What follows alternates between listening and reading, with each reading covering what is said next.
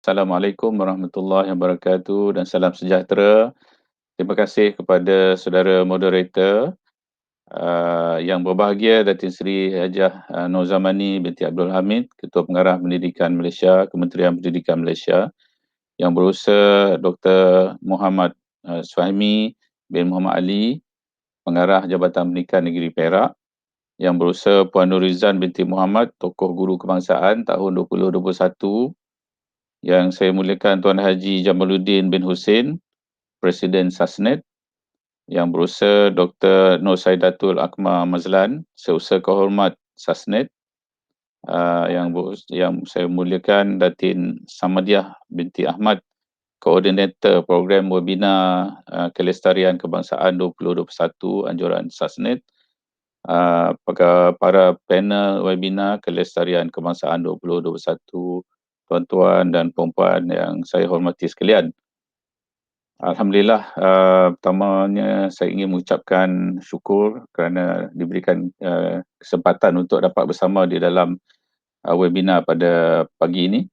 Dan saya juga ingin mengucapkan terima kasih khusus kepada pihak pengelola atau penganjur webinar pada hari ini kerana sudi untuk menjemput saya mewakili bahagian pembangunan profesionalisme guru untuk berkongsi sedikit pandangan khususnya di dalam webinar pada hari ini. Saya ingin mulakan dengan satu kerangka besar di dalam sistem pendidikan kita di negara ini, khususnya merujuk kepada fokus dan hala tuju yang ada di dalam sistem pendidikan negara kita. Kalau kita lihat kepada visi ataupun wawasan yang kita letakkan di dalam sistem pendidikan kita atau sebagai matlamat utama yang ingin kita capai di dalam sistem pendidikan kita, begitu jelas walaupun agak ringkas, iaitu untuk kita melahirkan ataupun mencapai pendidikan yang berkualiti, dan dengan itu insya-Allah dia akan memberi kesan terhadap kelahiran atau kemenjadian murid yang kita sebut sebagai insan terdidik, dan insya-Allah dalam jangka panjang insan-insan terdidik inilah sebenarnya yang akan menjadi penyumbang utama kepada kesejahteraan negara kita. Untuk mencapai visi ini sebenarnya Kementerian Pendidikan Malaysia telah menggambarkan pencapaian visi dan misi ini melalui pencapaian ataupun beberapa aspirasi yang dibahagikan kepada dua bahagian, iaitu aspirasi sistem dan yang kedua adalah aspirasi murid.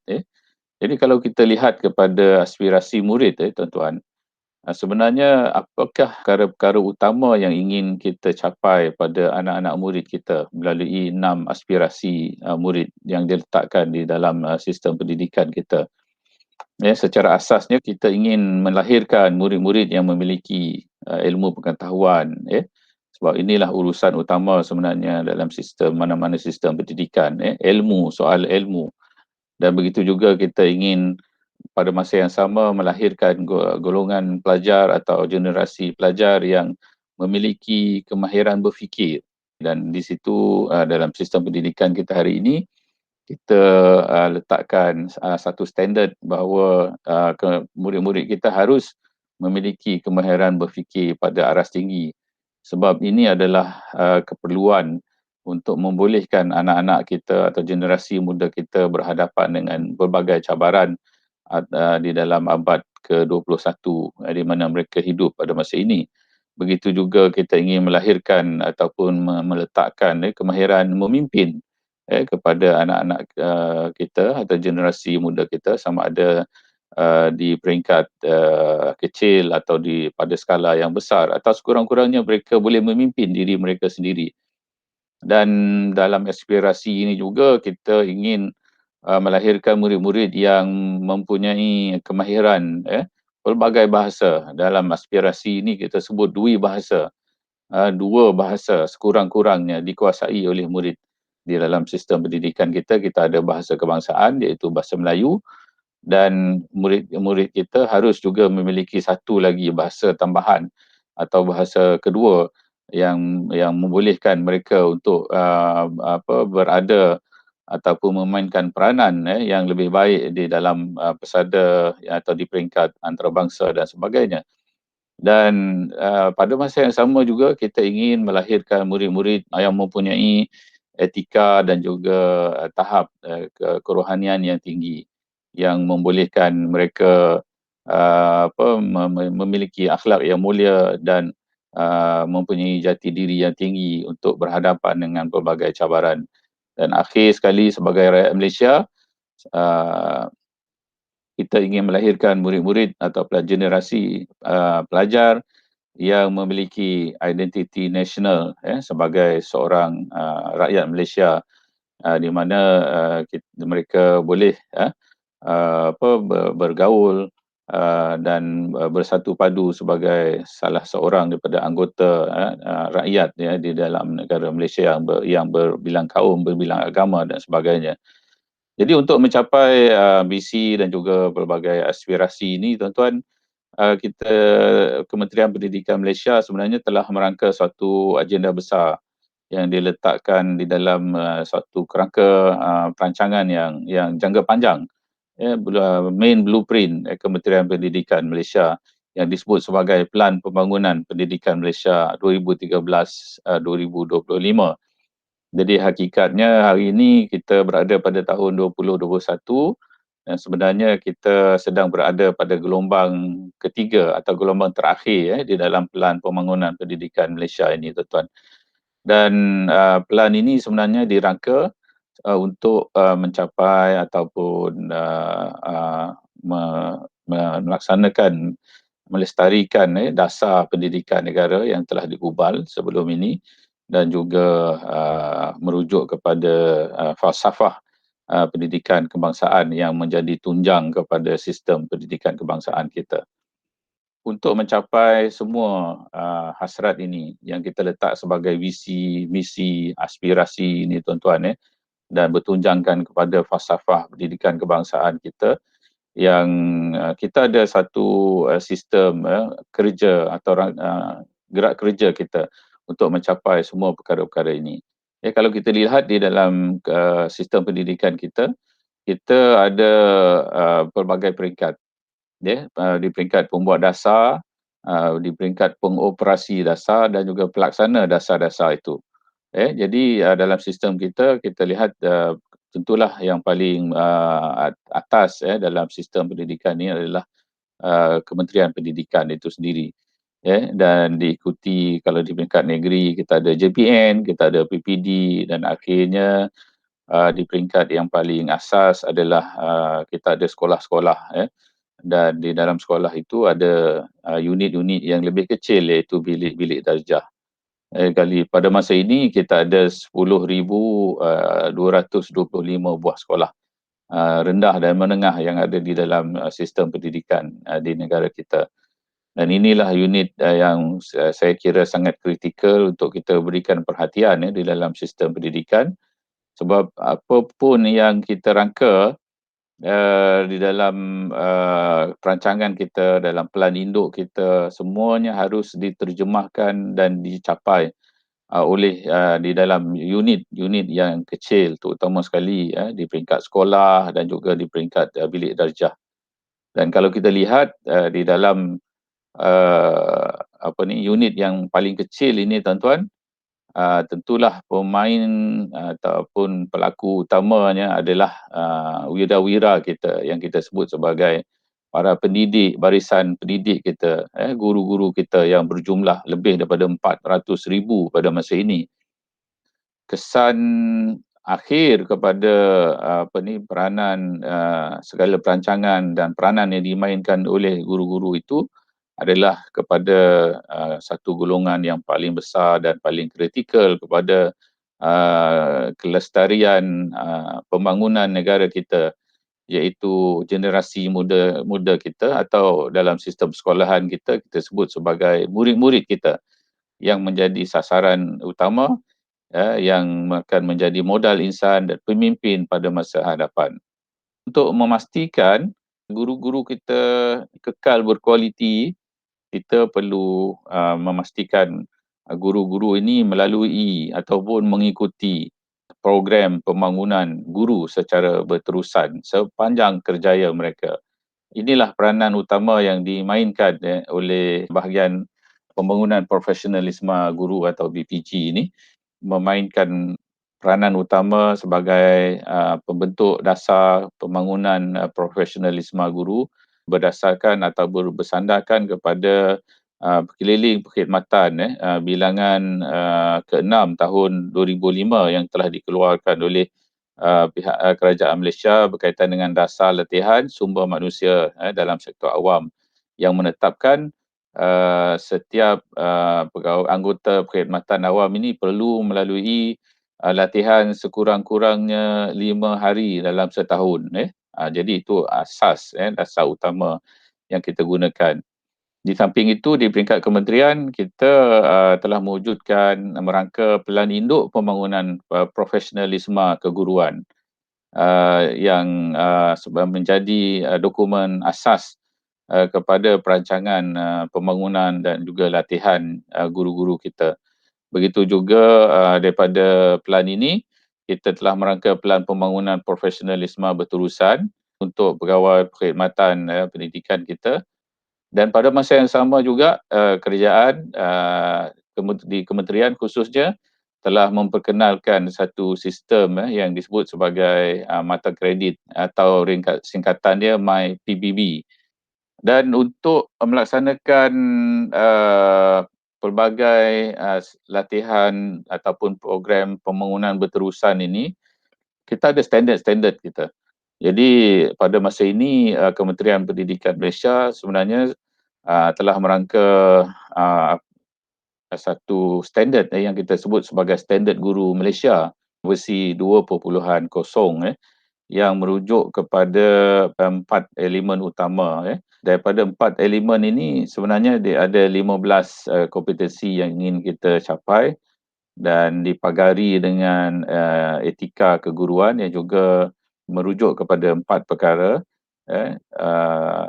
yang akhirnya kesemua standard guru dan etika keguruan ini, matlamat utama kita sebenarnya adalah untuk melahirkan guru-guru yang mempunyai jiwa pendidik yang kental, yang sejati sebenarnya.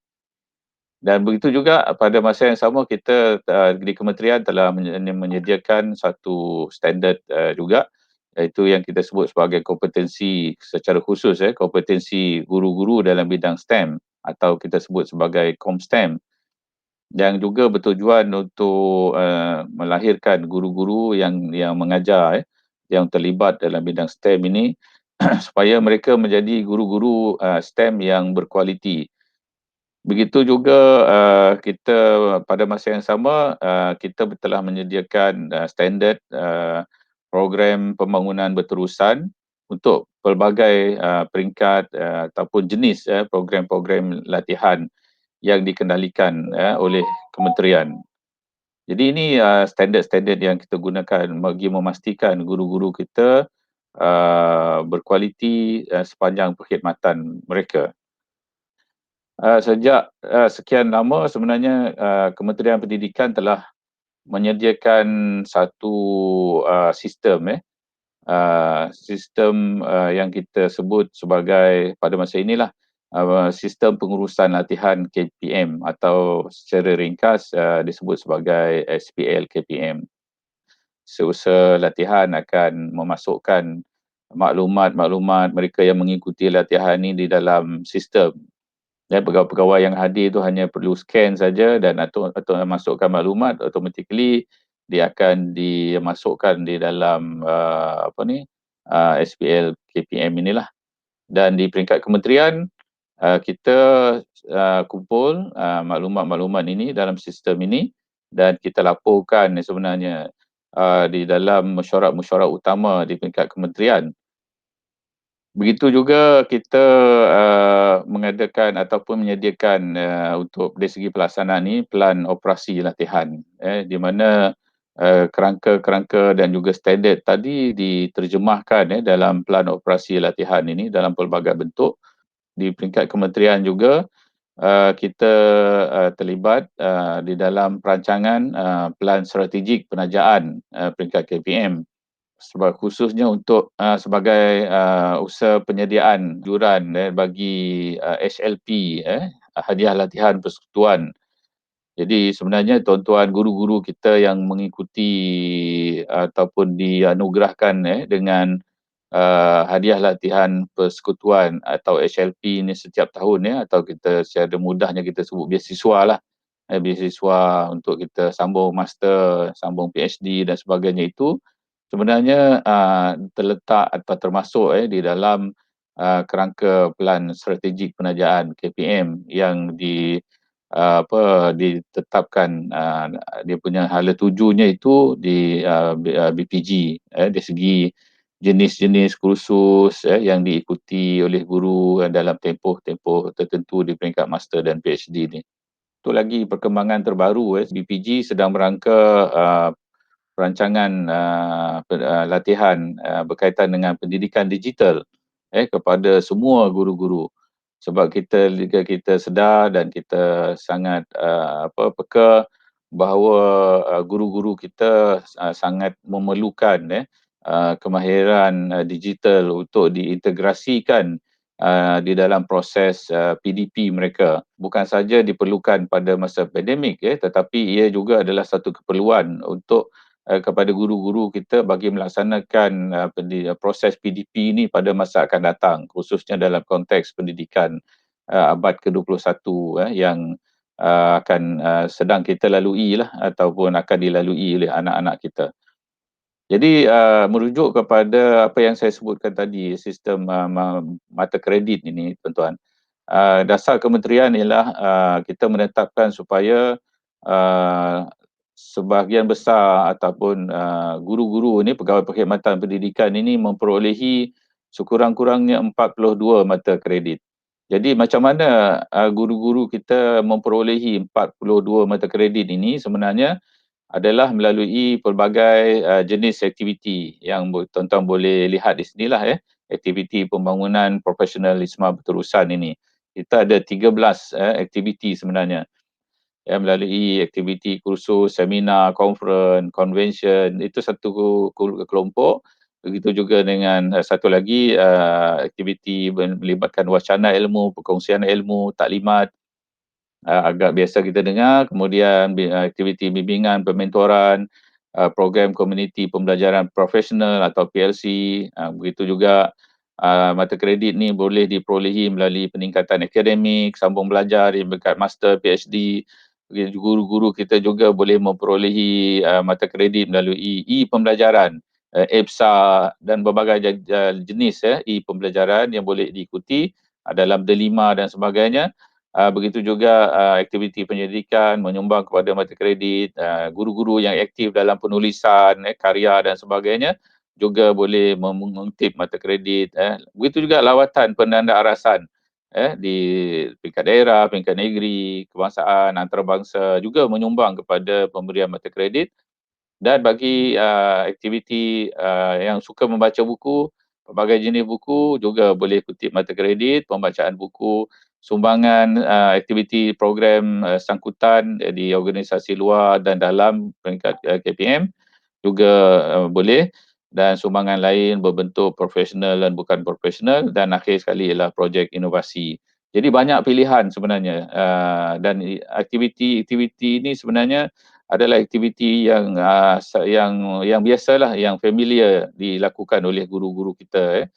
Jadi saya nak tunjuk akhir ni tuan-tuan, sehingga 15 Julai 2021 ini 7 bulan pertama tahun 2021 ni, apakah pencapaian daripada 13 aktiviti tadi tu yang diikuti oleh guru-guru kita di seluruh negara. Ini seluruh negara Jadi kalau kita lihat di sini hampir 100% lah, boleh kata 99.85%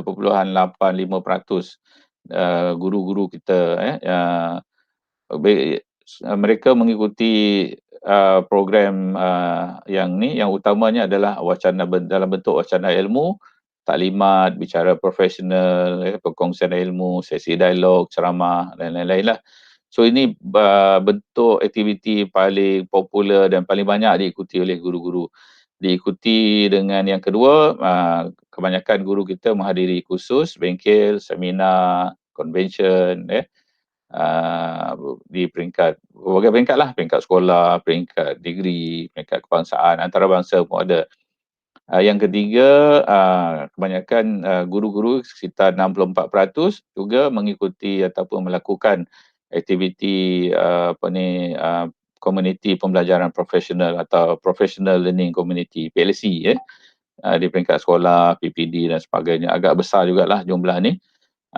Diikuti dengan pembelajaran 50%, pembacaan buku ada 31% dan sumbangan lain 16%.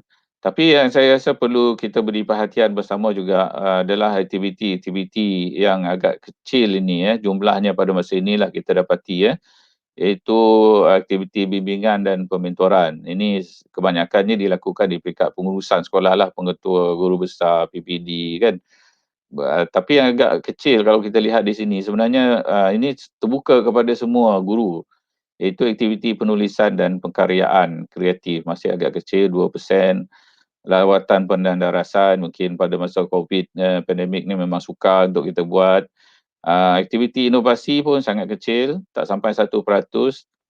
Penyidikan pun agak kecil, tak sampai 1%. Program sangkutan kecil dan of course peningkatan akademik sangat, tu yang paling sedikitlah sebab mungkin bergantung pada beasiswa yang dikeluarkan atau ditawarkan oleh pihak kerajaan. Jadi ini bentuk-bentuk yang contoh laporan yang hasil daripada kutipan data berkaitan dengan pelbagai aktiviti yang diikuti oleh pegawai perkhidmatan pendidikan atau guru-guru kita lah di seluruh negara. Saya ucapkan syabas, tahniah kepada aktiviti program yang dianjurkan pada masa ini yang juga melibatkan agensi luar ataupun NGO khususnya SASNET pada hari ini yang saya kira akan menjadi memberi nilai tambah kepada pembangunan profesionalisme berterusan di kalangan guru-guru kita. Jadi itu saja tuan-tuan dan puan-puan sekalian. Terima kasih sekali lagi. Assalamualaikum warahmatullahi wabarakatuh.